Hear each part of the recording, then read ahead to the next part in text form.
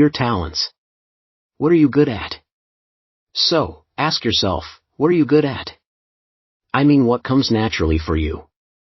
I'm not asking for skills that you have developed over the years. I'm not asking about something you used to do poorly, and now, after years of effort and practice, you do well. I want to know your innate talents that were there with you at birth, lying dormant until the time came that you got to use them. Maybe from a young age you beat everyone at chess. You picked up the piano at 9 and never looked back. You were the fastest student in your middle school track team. You were the captain of your brain bowl team in high school. You were easily elected president of the student body in college or advanced to the nationals in moot court and law school. I'm talking about that one thing, or more likely, several things that you were simply better at than most others. Sure, you practiced, or studied, or did whatever else to improve your talents. But at the core, you simply did it better than most everyone else. You were better at math, or writing, or telling stories, or leading, or shooting a basketball, or running, or debating, or at science. Or maybe you had a huge ego, and thought you were better at everything. Confidence is a talent too.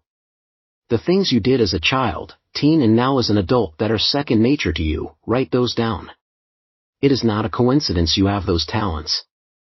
You were meant to use them for your good and the good of others. You weren't meant to squander them. You have them for a reason. Write them all down, the little and big talents alike. You need to identify all of them before you can fully use them. What have others complimented you for? It's surprising how many of us do not even recognize our own talents. We need others to point them out to us. Has anyone ever told you you're great at something? They've never seen anyone take a deposition like you, argue a motion like you, write like you, give a presentation like you. How about skills that aren't directly related to your practice? Ability to fundraise? To create consensus? To prioritize? To identify talent in others and develop it? Ask yourself the following: what does your spouse say you do well? What do your children enjoy most about you? What do your friends compliment you about? What does your firm rely upon you to do? When others talk about you at cocktail parties or conferences, what do they say about you? Has anyone ever written you an email or a letter thanking you for something? If so, what did they thank you for? What awards have you received? What recognitions have you received? Many of us don't give ourselves enough credit as to acknowledging what we do well. We either don't notice these skills ourselves or think it's untoward to acknowledge we're better than others when it comes to certain skills or talents. But the fact is, we are better than others at certain things, just as we are worse than others, sometimes much worse at other things. This isn't a question of arrogance or pride coming before the fall. It's an honest self-assessment of your talents. You were born with several. Figure out what they are. What comes easy for you? What things do you do that require little preparation or effort? Preparing for a hearing? Preparing for a client meeting? Research? Organizing an event? Leading an organization? Writing an article? Preparing a speech? I have some quirky talents. First, I have an endless list of ideas for articles and books, and once the idea strikes me, I can reduce it to writing very quickly. The book you're reading now took me 4 weeks of nights and weekends to write. 2 hours a night, several hours each weekend. That's it. I'm not bragging on myself. I'm just acknowledging that I have this talent of developing ideas and reducing them to writing. One can appreciate why this skill helps my career as a lawyer. I can write a lot, in a short period of time, and share my ideas with lawyers across the country who may need local counsel in Miami, where I live. So that talent is easily transferable to advancing my career. I also have a unique talent to figure out the ending of a movie, most any movie, within 15 minutes of watching it. I often can even predict dialogue before it's spoken. Somewhere along the way, altogether unconsciously, I realized I knew where a movie was going based on what was said, what was done, the setting, the themes, and the foreshadowing. By the way, I'm a terrible companion at the movies. Often I'll whisper in my wife's ear what I'm expecting to happen next. Luckily, she's a good sport about it, and to her credit, She has a similar talent and at times to the punch. So, how, exactly, does this talent, if you want to call it one, help with my career? As lawyers, we tell stories. We tell them to the judge in our motion practice, to the opposing party in mediation and to juries at trial.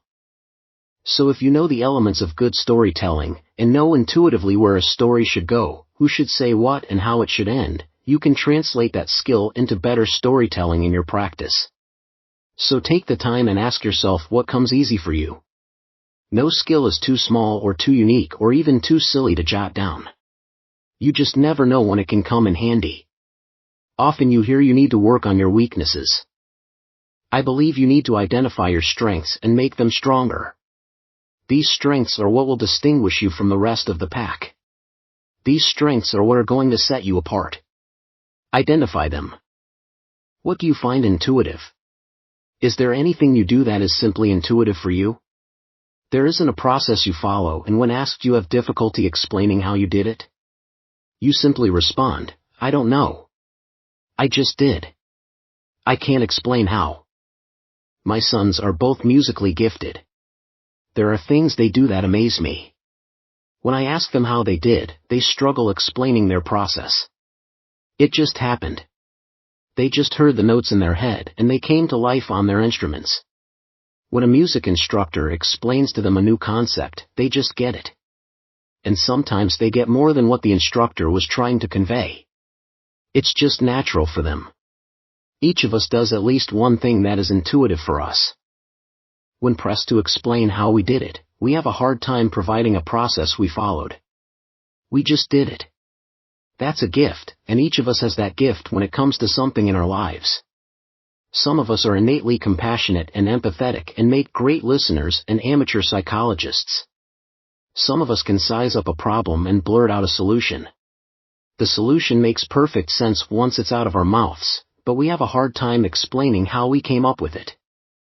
Maybe you're a natural communicator, or problem solver, or musician, or writer, or something else which you do with little or no preparation. That ability will serve you well when pursuing your dreams and goals. What skills have you sharpened? It's natural to gravitate toward one's talents and work to improve them. We're good at something and we want to get better at it. Things we do well, that we're comfortable doing, that we enjoy doing, we tend to do them over and over and in the process, sharpen those talents. Why do we play to our strengths? Because we excel at them and we get satisfaction at excelling at them. There is a drive in us to make good even better. We tend to avoid activities which require skills we lack. If we lack good eye-hand coordination, we're likely avoiding the attorney flag football league. If we don't have good extemporaneous speaking skills, we're avoiding speaking in public settings. Now as attorneys, we have to have a broad baseline skill set. But for now, let's focus on the talents you focus on. You enjoy cross-examining witnesses at deposition and at trial. Even though you enjoy it and are good at it, you're likely reading articles and books on cross-examination, because you want to get even better at it. You're not satisfied at being a good cross-examiner, you want to be a great one. And if you're great at it, you want to be one of the best at it. As lawyers, we're competitive by nature, and wired that way, we want to be the best at something. Study what talents you've honed over the years. Those are the ones you want to continue focusing on and evaluating how best to use them to achieve your goals. What do you best at your job? Do you always get sent to argue hearings? Take depositions? Take expert depositions? Meet clients? Speak at conferences? What do others at your firm say you do well, better than most? What comes easy for you at the office? What do other attorneys ask you for help with? Have you ever been asked to lead a discussion among those in your office on a given topic? Maybe you've been asked by other attorneys to proofread their writing. There are certain aspects of your job you do better than most, that you enjoy more than most and you gravitate towards, whether willingly or unconsciously. What are you most recognized at work for? Once you've defined what you do well at work, determine what skills you use to do those tasks well. Are you a good writer? Fast thinker? Good on your feet? Persuasive? Charming? Calm under pressure? There are certain skills you have that enable you to flourish at certain aspects of your job. Identify those skills and write them down. I don't want to know, nor do I care, what at work you're not good at. We play to our strengths, not our weaknesses, and right now we're identifying those strengths. Yes, as lawyers we all need a baseline of skills. But the way we distinguish ourselves as lawyers is identifying and playing to our strengths. There are few lawyers who are great at every aspect of their job. Your goal is not to be one of those lawyers.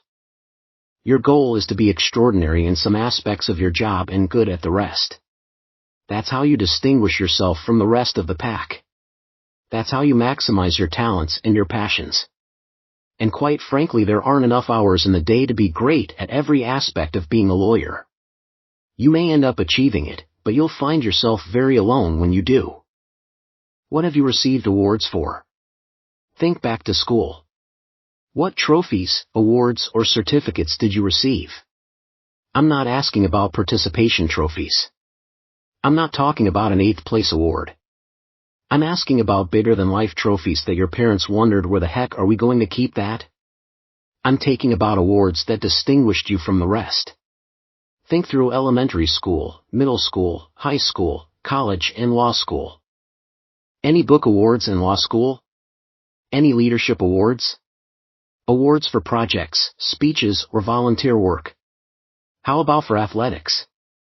Not just coming in first or second, but awards for teamwork, leadership, or attitude. Sometimes, it takes others to recognize skills, traits, and talents in you that you ignore.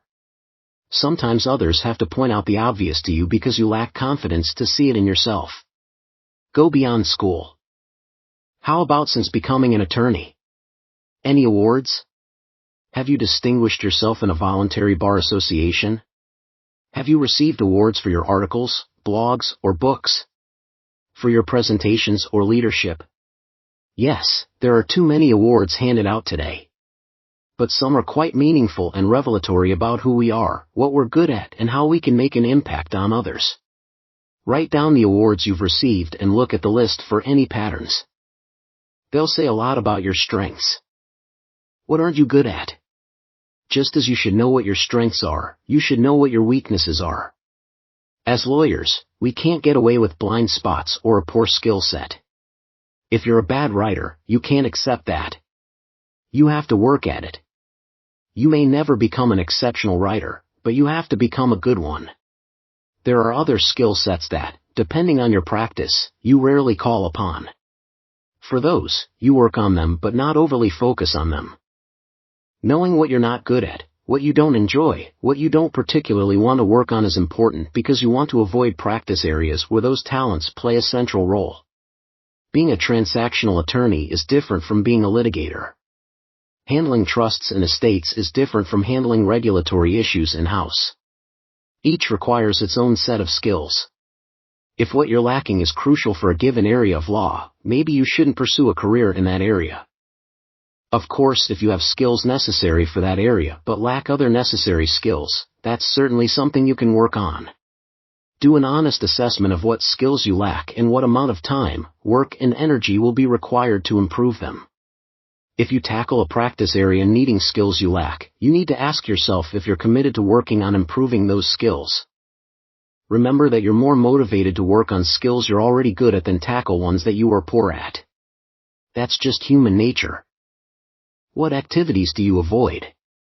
What do you avoid? Cocktail receptions? You avoid crowds? Don't like mingling or networking? Volunteering to write an article or speak at a conference? Identify what activities you avoid and then ask yourself why. Maybe you have a good reason to avoid them. Conversely, maybe you're allowing fears, procrastination, or laziness get the best of you. Whatever it is, jot down what you avoid and why you avoid it. Maybe you don't give presentations because you're scared to death of speaking in front of a crowd. You have something to say and can say it well, but all those people. That's not a lack of skill set. That's fear, and you need to get over that. Start small at a breakfast gathering, then maybe a lunch reception until you're not in Peoria anymore. Yes, a dated reference, but that's my prerogative to use them.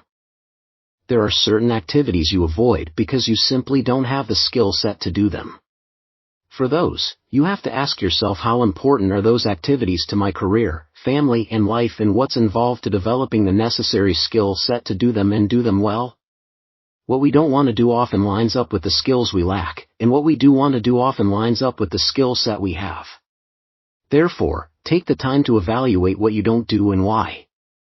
Write it down. I can't emphasize enough how important it is to write all this down, especially your talents.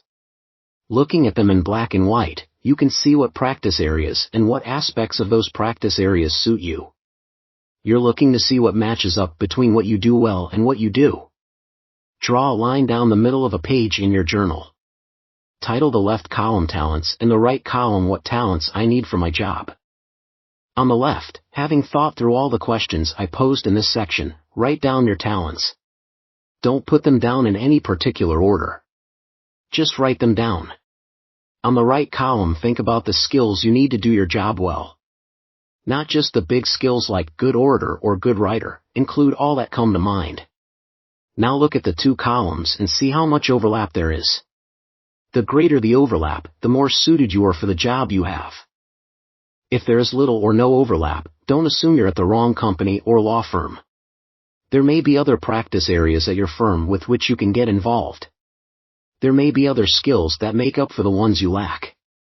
However the list looks, there is no cause for alarm. Yes, it is possible you're working at the wrong firm for you.